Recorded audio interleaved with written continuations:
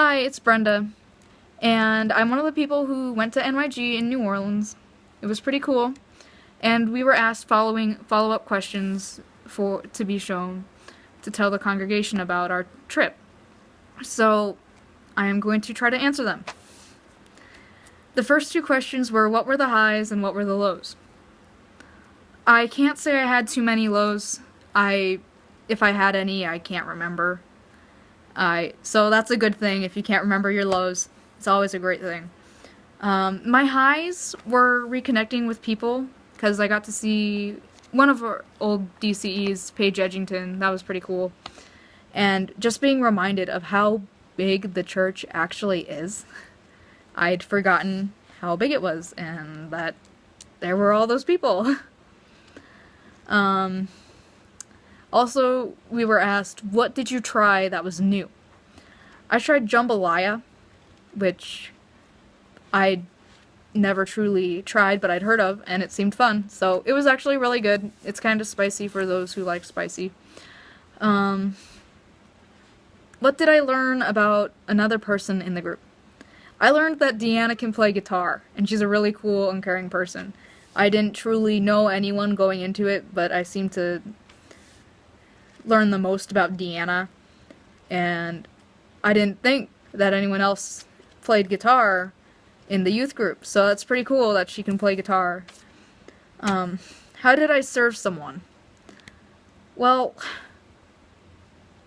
there was a guy that in another youth group that we invited to play cards with us, and the people in his youth group, as we asked him to come over, were joking that he was special needs and special ed and things like that, which strikes a major chord with me because I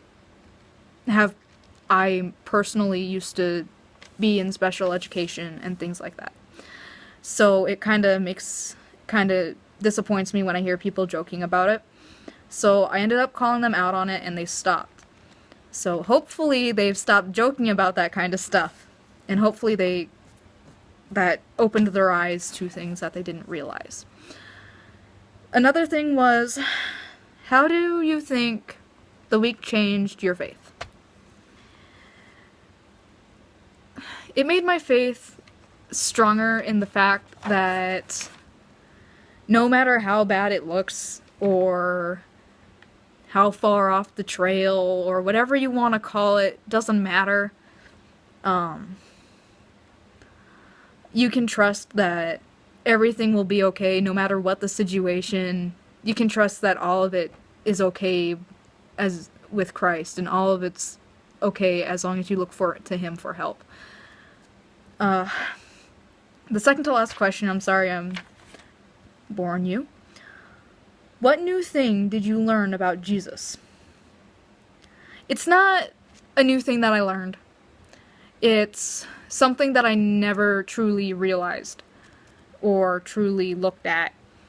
It was that even the good things that we do, they don't matter to Christ, which makes me actually happy, and I don't truly know why it does. But it just makes me happy to think that He doesn't care who you are, what you do, or anything.